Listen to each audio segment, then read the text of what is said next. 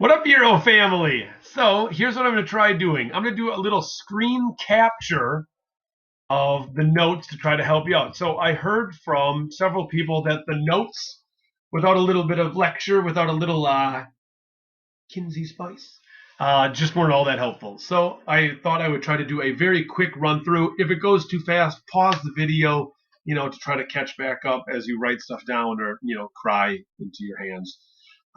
So in this first slide, if this were actually class, I would ask 1,000 prodding questions and we would have all sorts of great conversation regarding what we know about France and their economy. And then we'd all end up having to listen to me in a Napoleonic love fest talk about things like the Bank of France and how Napoleon created meritocracy and it became a middle class playground and education was promoting, elevation of social status, all of that.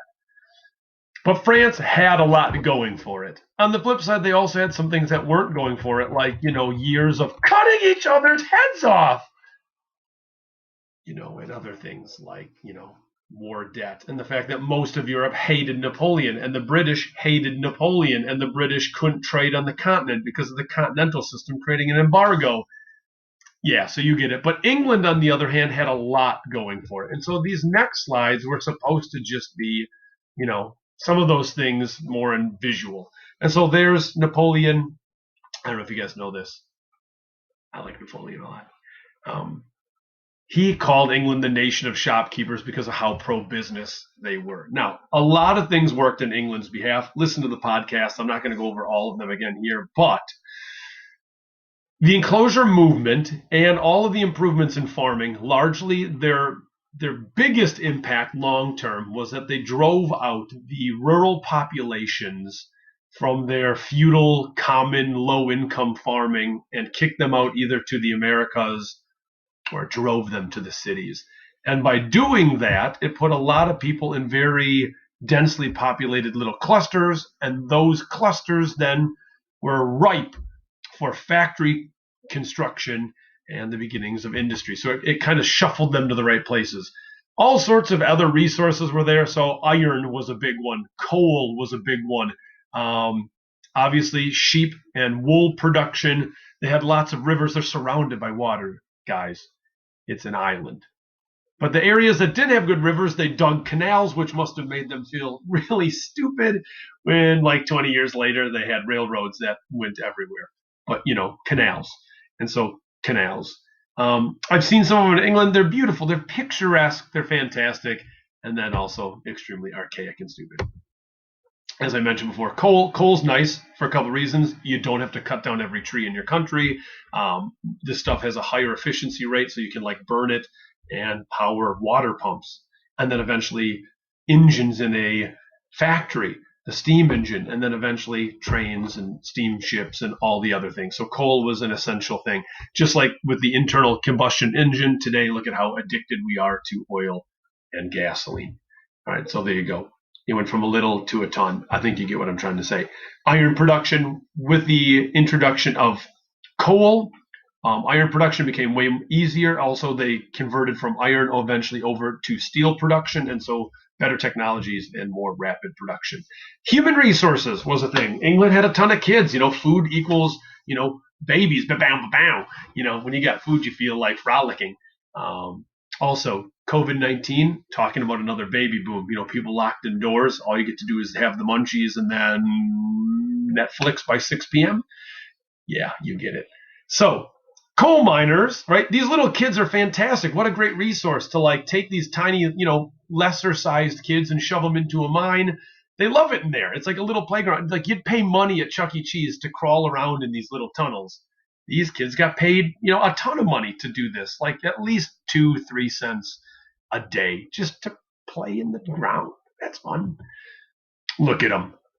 Time of their lives. So children and women, truthfully, they could be paid, pennies to the male dollar. And so they received a quarter of the pay, a half of the pay of what men would make. And so factory owners, mine owners, they loved this because they were providing jobs for people who needed jobs, but they were also making an absolute fortune not paying their labor. And so a recap on why England was successful. There they all are. I'll let you have a chance to look them back over again.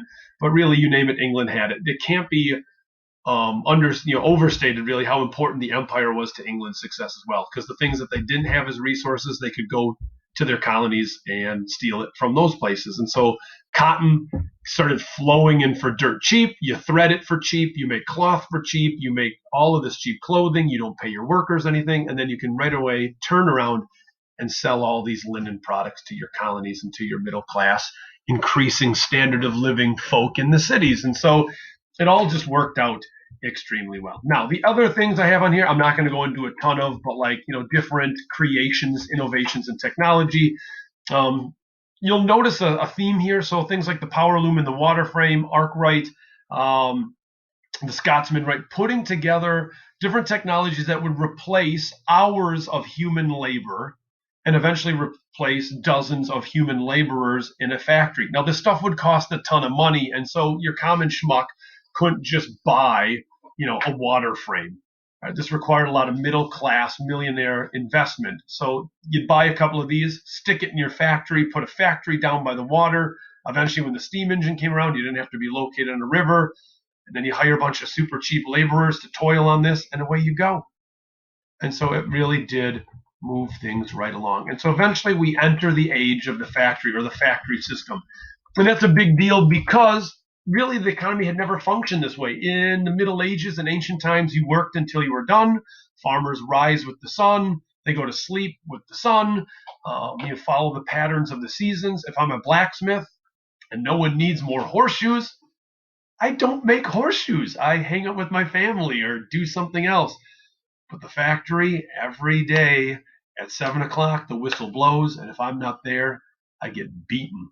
And I eat lunch at noon and I get 30 minutes, maybe, if I'm lucky. And so all of a sudden we get this robotic, where man becomes a cog in the wheel of some millionaire. And that's why the 99%.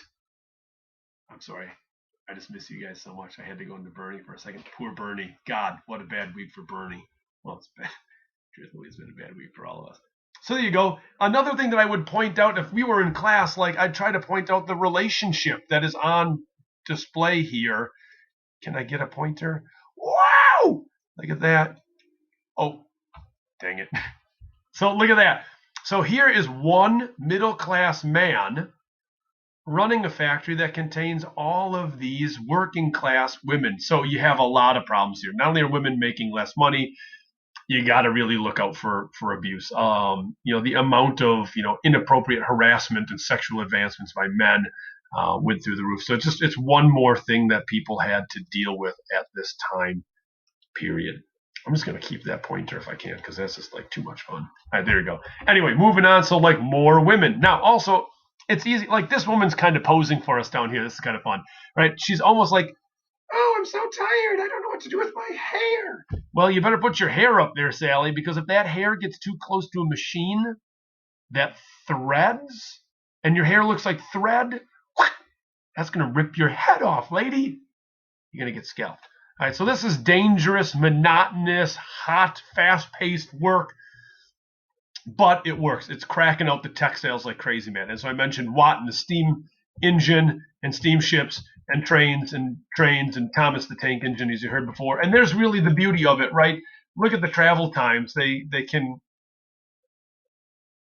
go so much faster with production. And so I can travel from London up to Edinburgh. Instead of taking days, it can take mere hours. And so although semi-expensive, it really does help. Industry, clearly is benefiting from this. You can move very heavy loads of things on a train that you just couldn't move with horses. Ships are perfect, but they also don't go through land, and canals were outdated, and so trains really do replace a lot of that. And also shout out to the first railroad line in creation, the Liverpool Manchester line. And so Liverpool already boss even before they needed it. And so the last thing I'll leave you with is all of this was great, except for some people hated what it was doing to beautiful old England, right? So the green rolling pasture lands of England were being turned into factory-laden, soot-covered raped landscapes. And so the land serpent, I mean, it looks satanic, right? I mean, you got these trains gobbling up the beautiful countryside and destroying what had once been fantastically beautiful. All right, and so England, masters of propaganda, they stamp it on their coins, they put it on stamps and postage, they even build, in essence, commercial churches. And so the last thing here is the Crystal Palace. So in 1851, they build this beautiful structure to celebrate commerce and industry and empire, to show like England's the best. So everyone from around the world, from Europe, came to the Crystal Palace just to see how England was dominating the industrial revolution. Inside, right? I mean, this would have been a fantastically large building, right? It almost looks like a modern day shopping mall or an airport. And you would have had 6 million people there the day this thing was open, coming and looking at the exhibits. It was a place to do business, right? You could come and network. So middle class guys would pass around business cards and talk about, right, look at your cool little machine over there. Yeah. And then this guy would be like, yeah, I want the machine. Here's my card. Call me. Oh, wait, they can't call. Send a carrier pigeon. Right. But it was a way that they could do business, network, and eventually buy more industry and machines. And so then a little recap for you at the end if you didn't get it. I tried to make a comparison. So France and their political and military success, they dominated through Napoleon, the Arc de Triomphe. And the British maybe laugh last because the Crystal Palace is it not just another triumphal arch, but arches made of industry and commerce. All right. Well, hopefully that helps. Let me know in your thoughts. You can always comment or let me know. We'll pick up from there.